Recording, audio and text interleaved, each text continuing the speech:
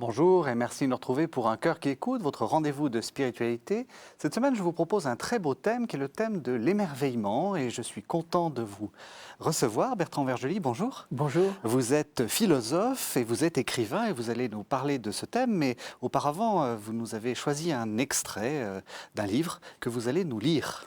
Oui, c'est un livre qui a été écrit par Charles Juliet, qui s'intitule « Ces mots qui nourrissent et qui apaisent ». Et je voudrais vous lire 3 phrases qu'il a recueillies parmi un certain nombre d'autres durant 20 années. Et à chaque fois, ce sont des perles et elles correspondent beaucoup à l'émerveillement dont je parle. Et donc, voici ces 3 phrases. La première est une phrase de Panaïti Strati qui ouvre le livre et qui dit la chose suivante: « J'ai envie de croire qu'à la minute où je suis venu au monde, mon premier geste a été d'embrasser la terre. » La deuxième phrase est d'Henry Moore, le sculpteur, et qui écrit une phrase qu'il a présentée en exergue de son exposition à Paris. « Aucun art n'est issu du désespoir, et nul artiste n'a pu créer à partir du désespoir. Être un artiste, c'est croire en la vie. » Et il y a une troisième phrase de Catherine Mansfield qui dit « On n'échappe pas à la splendeur de la vie. » Pourquoi ces 3 phrases vous semblent caractéristiques de cette qualité de l'émerveillement dont vous parlez? Parce qu'à chaque fois, on y retrouve un sentiment fondamental de la part d'un certain nombre de personnes qui ne sont pas naïves, mais qui ont placé la splendeur, la foi dans la vie, l'émerveillement au cœur de leur pensée. L'émerveillement, c'est quoi? Dans la première des phrases, on a l'impression que c'est le premier sentiment, presque le sentiment enfantin, quoi, celui de la nouveauté face au monde. L'émerveillement nous accompagne dans les 3 grands aspects de notre vie. Le premier, c'est la naissance, le moment où le monde arrive. L'enfant qui découvre le monde est stupéfait, émerveillé, parce que tout est occasion de nouveauté et par là même de jeu. Le deuxième émerveillement, c'est l'émerveillement de l'adulte qui rentre dans le monde des responsabilités et qui, au cœur de la lutte, du travail, de l'adversité, découvre des trésors d'existence et d'humanité. Et le troisième émerveillement, c'est l'émerveillement de la maturité, du détachement de la vie, où au moment où on va quitter ce monde, on découvre qu'il y a quelque chose dans la vie qui est plus fort que la mort. Donc il y a le moment dont le monde nous arrive, l'enfant, il y a le moment de l'action, et puis tout d'un coup, il y a le moment du mystère et de la méditation, où on est confronté à quelque chose d'inouï, qui est l'inouï de notre vie. Apparemment, tout va vers la caducité, la mort, et peut-être le néant et l'absurde, et tout d'un coup, on découvre que la véritable scène de l'existence se trouve ailleurs. C'est étonnant que vous disiez ça parce que on supposerait que quelqu'un plus proche de la mort que vous, enfin, on est tous possiblement proches de la mort. Vous pouvez, comme moi-même, mourir à l'instant. Mais on pense, je pensais par exemple à Christiane Singer, qui a été, dont vous parlez dans votre livre d'ailleurs, qui a fait un très beau livre à l'approche de la mort. Alors, ce genre de paroles, c'est des paroles que l'on tient quand on n'est plus en pleine santé. Pourquoi travailler sur l'émerveillement quand on est en pleine santé?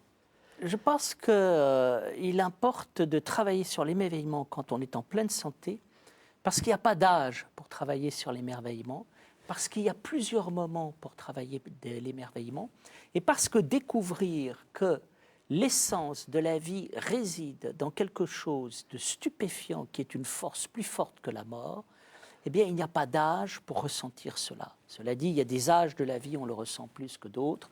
J'ai parlé des 3 âges de la vie, mais je crois que ces 3 âges de la vie sont toujours présents en nous. Il y a toujours en nous un enfant. il y a toujours en nous un adulte, et il y a toujours en nous, je dirais, un être qui est capable à un moment de se détacher du monde. Alors, vous êtes philosophe et les philosophes, ça aime bien jouer avec les concepts et surtout à les définir. Est-ce que vous faites des différences entre l'émerveillement et l'étonnement et l'émerveillement et l'admiration? Alors, absolument. Je crois qu'il y a l'émerveillement qui est de l'ordre du miracle. Il y a l'étonnement qui est de l'ordre du coup de tonnerre. Et il y a l'admiration qui est de l'ordre de l'absence de préjugés. Descartes nous dit « admirer, c'est regarder les choses sans préjugés ». S'étonner, c'est ce dont nous parle Socrate lorsqu'il découvre la pensée, l'esprit à l'intérieur de la matière. Il y a un coup de tonnerre qui se fait, il découvre une dimension en plus. Et l'émerveillement, le miracle, c'est de nous mettre en face des choses qui sont de l'ordre de l'inouï. Et là, on n'est pas simplement dans la nouveauté, on n'est pas simplement dans la pensée, on est dans l'expérience de quelque chose d'autre, d'ailleurs. Alors, je crois que l'émerveillement, le miracle, en particulier, c'est ce qui déjoue nos attentes. C'est ce qui nous montre autre chose. C'est des choses auxquelles nous ne nous attendions pas. C'est quelque chose qui est de l'ordre de l'inattendu et de l'imprévu et qui est réel. Et qu'est-ce que c'est que le miracle? Le miracle, ce n'est pas quelque chose d'extraordinaire qui défie l'ordinaire, c'est quelque chose d'extraordinaire qui est aussi réel que le monde réel dans lequel je vis. Et je crois que là, nous avons une ouverture sur l'existence. Nous croyons que le monde se limite à ce que nous voyons. Eh bien, le monde ne se limite pas simplement à ce que nous voyons. Alors c'est intéressant parce que vous avez dit, il y a l'enfant et il y a celui qui s'approche de la mort pour aller vite. Comme si on avait cette qualité d'émerveillement et puis qu'à un moment on l'avait perdue et qu'il faudrait la retrouver.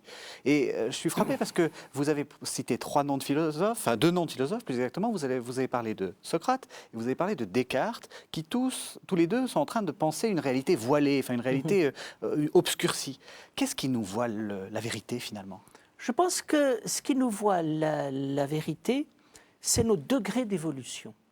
C'est-à-dire que l'être humain a à évoluer. Et donc, il part au départ avec des données de base, mais il est fait pour aller beaucoup plus loin. Et le voile n'est jamais qu'un voile momentané. Ce n'est pas un voile définitif. Et je crois qu'au fur et à mesure où nous évoluons et nous rentrons dans notre dimension spirituelle, alors le voile se dissipe. Sachant qu'il y a plusieurs voiles. Quand j'ai enlevé un voile, il y en a un autre qui apparaît et je vais dans des degrés de connaissance de plus en plus élevés. Toutes les traditions spirituelles, et en particulier la tradition chrétienne, a toujours parlé des différents niveaux de connaissance. On parle des 7 ciels, on parle des 7 degrés de la sagesse, et dans lesquels on va vers des niveaux de contemplation et de dévoilement de la vérité de plus en plus élevés. Alors, le problème, c'est que quand vous dites ça, c'est que c'est réservé soit à des philosophes, soit à des moines, c'est-à-dire à des gens qui ont le temps d'enlever les voiles les uns après les autres. Il ne peut pas arriver que tout d'un coup, le ciel se découvre et qu'on ait un émerveillement spontané. L'émerveillement est universel. Oui. Et bien évidemment, il est au cœur de la connaissance, où on va d'émerveillement en émerveillement, un peu comme Grégoire de Nice qui disait que la vie spirituelle consiste à aller de commencement en commencement par des commencements qui n'auront pas de fin. Mais je crois que l'émerveillement appartient à tous, il est lié, tout le monde le vit à sa manière. Je crois que si on inspectait la vie de quelqu'un, on retrouverait dans la vie de beaucoup de personnes, eh bien, à leur manière, différents degrés d'émerveillement. Les gens qui s'émerveillent devant l'enfance, j'en connais partout. Les gens qui s'émerveillent devant le courage des êtres humains, j'en connais partout. Les gens qui s'ouvrent à la beauté, au mystère de la transcendance, j'en connais partout. Et je crois qu'à un moment, au fond, chacun, là où il est, en fonction de son degré de perfectionnement, vit à sa manière les mystères. Alors vous avez parlé au début de gens qui parlaient sans naïveté, parce que c'est vrai que dans l'émerveillement, il y a aussi quelque chose un peu du ravi de la crèche, il y a quelque chose d'un peu bête. Et oui, et en même temps, il y a quelque chose de très mûr. C'est vrai que l'émerveillement, d'abord, c'est l'émerveillement de l'enfant. Et c'est vrai que quelqu'un qui demeure émerveillé comme un enfant peut l'être, à un moment nous donne une impression d'être déplacé. Mais c'est là où nous voyons un deuxième émerveillement apparaître, qui est l'émerveillement de la maturité. Et cet émerveillement, je l'ai compris lorsque j'ai entendu dire, vous l'avez entendu aussi, parfois j'ai entendu dire, tu pourrais quand même t'émerveiller un peu. Tu pourrais quand même t'étonner un peu. Et c'est là où nous voyons qu'à un moment, l'émerveillement devient, ce n'est pas l'état naturel de l'enfant, c'est la vertu de résistance de quelqu'un qui résiste à la banalisation, qui résiste à la tristesse, qui résiste à cet esprit de dénigrement qui va voir systématiquement le mal partout et chez tout le monde. Et c'est là où justement nous avons affaire à un émerveillement construit et un émerveillement qui est de l'ordre d'un acte de résistance.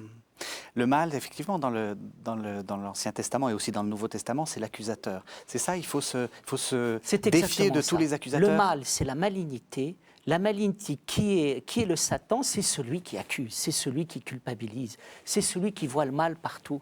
Et c'est contre lui qu'il faut résister, sachant que l'accusateur, nous l'avons partout en nous.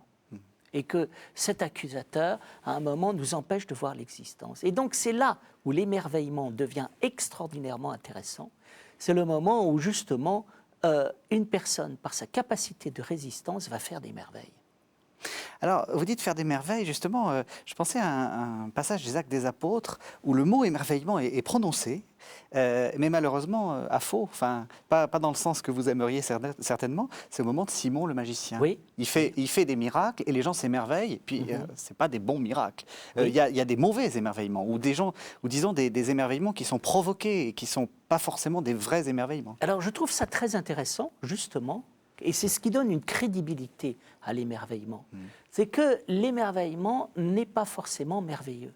Et qu'il peut y avoir à un moment un émerveillement de l'ordre de la fascination. Et on sait qu'avec la fascination, on peut faire des tas de choses. On peut arriver même à faire des miracles. Et donc, pour qu'il y ait un miracle de miracle, et pas simplement un miracle, eh bien, il faut qu'il y ait quelque chose de plus. Alors, qu'est-ce qui est intéressant dans la structure des évangiles? C'est que le miracle extérieur doit s'accompagner d'un miracle intérieur. Et il ne s'agit pas simplement de guérir les corps, il s'agit de guérir également les âmes, et il s'agit de guérir toute la personne. Et il faut faire attention à un moment à des choses étonnantes qui finalement sont des demi-réalisations de miracles. Et je suis tout à fait d'accord avec vous parce que la phrase d'après, on voit que Philippe arrive en Samarie et Simon le magicien qui faisait ces miracles est lui-même émerveillé. Le magicien, celui qui suscite l'émerveillement, est lui-même émerveillé. Et voilà une chose qui est tout à fait dans la logique des évangiles, c'est-à-dire qu'on ne nie pas les capacités qu'ont les hommes de pouvoir faire des merveilles, et on peut faire des merveilles sans Dieu, mais on peut faire des merveilles qui sont encore plus belles avec Dieu et qui sont des merveilles de merveilles. Et donc je crois qu'il y a une chose ici tout à fait intéressante, c'est que dans toute la logique des évangiles est une logique de transfiguration qui consiste non pas à accepter le monde tel qu'il est, non pas à le nier, mais à l'amener à un point d'accomplissement encore plus grand. Et au fond, c'est une logique de glorification. Et là, nous sommes dans une dynamique de la merveille. Même dans ce mouvement de pensée que je trouve magnifique, parce qu'il est intégrateur. De quoi il faut s'émerveiller, au fond? C'est quoi le... Vous avez dit, on découvre qu'il y a quelque chose en plus. Est-ce qu'on peut définir ce quelque chose en plus quand on n'est pas justement du côté de ce quelque chose en plus quand on Alors, il y a juste, beaucoup de choses qui nous émerveillent. Je pense qu'il y a 1000 façons de s'émerveiller. Oui. Je pense que le plus grand émerveillement, c'est l'émerveillement du fait même de l'existence. C'est-à-dire que l'émerveillement devant l'existence nous renvoie à la création du monde. La création du monde, c'est explosif. Tout d'un coup, le monde apparaît, nous sommes dans l'événement fondamental, et il y a quelque chose qui est le don absolu de la vie, et le don qui fait qu'il y a de la vie. Et là, il y a un événement formidable et fondateur. Donc, l'émerveillement, c'est ce qui traduit exactement la création du monde. Et je crois qu'il est important d'apercevoir que la création du monde se rejoue à tous les moments de l'existence en permanence. Le monde n'a pas été créé, le monde est continuellement en état de création, et cette création se manifeste par les multiples rencontres de la vie quotidienne, où tout d'un coup, les êtres, les choses, les événements, les situations, les pensées, les possibilités créatrices, l'amour se présentent à nous.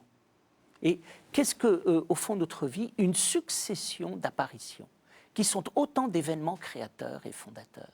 Voilà, donc je crois que nous avons, dans le mystère de l'émerveillement, nous avons la même chose qui se démultiplie de 1000 manières. Et c'est ce qui fait le caractère étonnant de la vie. Alors dans la vie quotidienne, tout d'un coup, la vie nous saisit. Il y a des petites choses qui nous font sourire, qui nous prennent. Et j'aime beaucoup ces clins d'œil, vous voyez, de l'existence, où tout d'un coup, eh bien, ce sont des signes qui sont semés sur le chemin de nos routes. Qu'est-ce qu'elle a d'étonnante, la vie, justement? C'est sa puissance sa puissance de faire des choses, c'est sa liberté, Je pense que ce qui est étonnant dans la vie, la chose la plus étonnante, c'est que nous sommes connectés avec ce que j'appellerais philosophiquement le plan divin, le plan de la transcendance. Donc, qu'est-ce qui est étonnant? C'est qu'il n'est pas banal de vivre, c'est que nous vivons une aventure absolument phénoménale. Alors, souvent on l'oublie dans le tourbillon de la vie quotidienne, dans les angoisses, dans les moments de lutte, dans les moments de doute, on oublie totalement du caractère étonnant de la vie et parfois on est saisi par des tentations de désespoir ou de suicide. Oui. Or, je crois que ce qu'il y a de le plus étonnant, c'est la vie humaine et l'aventure et ce à quoi l'homme participe. C'est-à-dire, et c'est ça qui me passionne au niveau de la philosophie, c'est que l'émerveillement devant la vie, c'est le fondement de la philosophie. Pourquoi est-ce que nous pensons? Nous pensons parce que la vie est intéressante. Pourquoi est-ce que nous vivons? Pourquoi est-ce que nous nous battons? Pourquoi est-ce que nous faisons des enfants? Pourquoi est-ce que nous faisons tout ce que nous faisons? Pourquoi? C'est parce que fondamentalement, non seulement c'est intéressant, mais c'est fondamental, c'est passionnant, c'est vertigineux. Vous connaissez certainement l'exemple que prend Bergson, vous savez, de ce petit insecte, je ne sais plus comment il s'appelle, qui sait automatiquement à quel endroit piquer la chenille dont il se nourrit. Et Bergson s'émerveille justement du fait que la vie se comprend même pour des êtres aussi bas dans l'échelle de l'évolution. C'est ça qui est miraculeux, c'est qu'on sent qu'il y a une correspondance entre les êtres, donc entre les êtres humains, mais aussi avec les animaux, avec... Exact. Et je crois qu'en chacun de nous, il y a un être qui veut vivre et un être qui sait ce qu'il doit faire pour pouvoir vivre. Alors ça, dans l'expérience de l'être humain, je crois que c'est la rencontre avec le maître intérieur qui nous guide, avec le Seigneur, celui qui va à un moment nous indiquer et nous inviter et nous inspirer. Et là, je crois que nous avons affaire à quelque chose d'étonnant, surtout si nous nous mettons à écouter ce qui vient de l'intérieur et ce qui vit en nous. Alors, les animaux ont un rapport instinctif à l'existence et nous avons un rapport intuitif. Et je crois qu'il est important de passer. L'instinct, nous l'avons tous, les animaux l'ont tous. Mais en plus, nous pouvons avoir l'intuition. Alors là, l'intuition nous fait rentrer dans le plan divin de l'existence, où à un moment, nous prenons conscience de ce que nous devons faire. Et là, nous rentrons dans notre vocation et dans nos possibilités créatrices. Donc c'est un plan absolument passionnant parce que la vie devient véritablement une aventure spirituelle et une découverte de nous-mêmes. Nous découvrons grâce à cet être en nous qui vit des aspects de nous-mêmes que nous n'aurions jamais pu soupçonner. Nous n'avons pas imagination de l'être que nous pouvons être. Ça signifie quoi? Ça signifie qu'il faut qu'on s'entretienne dans l'émerveillement, qu'il y ait une sorte de technique d'émerveillement comme la philosophie qui était une technique pour apprendre à penser. C'est pour ça qu'à plusieurs moments dans les psaumes, il est dit « réjouis-toi, émerveille-toi ». C'est-à-dire que je trouve merveilleux que rien ne soit acquis, que tout est donné, mais tout doit se construire. Tout est donné, mais tout doit être vécu. Toutes les semences sont là, mais elles doivent croître. Et c'est dans ce sens où nous ne sommes pas les esclaves de l'émerveillement, mais nous pouvons aller librement vers l'émerveillement, parce que l'émerveillement est quelque chose qui se retire, et puis c'est quelque chose qui revient. Et c'est quelque chose qui s'entretient. Alors, j'aimerais vous parler de Luc 24, 12. Vous savez, c'est quand Pierre constate l'absence de corps dans le tombeau et le texte dit Pierre s'en retourne tout surpris. C'est pour revenir un peu à ce que vous disiez. C'est cette surprise. Pourquoi est-ce que toutes les choses sont inattendues, y compris la résurrection? Parce que nous rentrons dans un plan de réalité auquel nous n'avons pas l'habitude d'avoir affaire. Qu'est-ce que voit Pierre? Pierre ne voit pas le vide. Pierre se rend compte que dans ce vide, il y a l'invisible qui parle et il est question d'autre chose. Et ce qui est étonnant, c'est que la résurrection des corps s'annonce par le vide du cadavre. Et comme Pierre est un être profond et inspiré, comme quand il est dans son « je suis », il est capable de dire au Christ « tu es le Fils de Dieu », il y a quelque chose qui intuitionne ici le véritable plan de la réalité. Et je dirais que la première découverte de Pierre, c'est que le cadavre n'existe pas. Il n'y a pas de cadavre du Christ.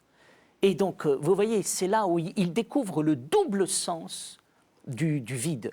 Le double sens du vide, ça veut dire que l'interprétation des prêtres et de Pilate, c'est on a volé le corps, oui. Et lui est surpris. Pourquoi? Parce qu'il se rend compte qu'il y a quelque chose d'autre qui est en train de se passer. Justement, c'était là où je voulais en venir. Est-ce qu'il faut s'entretenir dans la surprise? Est-ce qu'il faut... parce que c'était ça, c'est très intéressant ce que vous disiez. Les prêtres rationalisent. Voilà. Est-ce qu'il faut éviter de rationaliser un peu trop? Et c'est bizarre de poser cette question à un philosophe. Exact. Eh bien, vous voyez, je réfléchissais en termes de rationalité. Les savants réfléchissent pour savoir quelle est la structure du monde. Est-ce que le monde est organisé par une nécessité, par un plan, ou est-ce qu'il est organisé par le hasard? Alors, on s'aperçoit qu'en fait, c'est compliqué parce qu'il y a trop d'intelligence pour qu'il y ait du hasard, et il y a trop de hasard pour qu'il y ait simplement une nécessité. Alors, quel est le point de rencontre entre les deux? C'est la surprise. C'est-à-dire, c'est quelque chose qui vient d'ailleurs et qui a prise sur, et qui tout d'un coup, à un moment, nous prend autrement. Il faut prendre autrement le problème. Alors, la surprise veut dire qu'on échappe à la banalité des raisonnements. Et échapper à la banalité des raisonnements, c'est se souvenir que tout a un double sens et que, en particulier, tout est à cheval sur le visible et l'invisible. Nous avons un corps visible, mais nous avons aussi un corps invisible qui est non pas le corps que l'on a, mais le corps que l'on est. Je crois que... alors, qu'est-ce que c'est? Rentrer sur le plan de l'invisible, c'est rentrer sur le plan de l'être, c'est rentrer sur le plan des choses intuitives. Et quand on le fait se mettre en relation avec la vie quotidienne, alors là, tout d'un coup, on a une nouvelle pensée.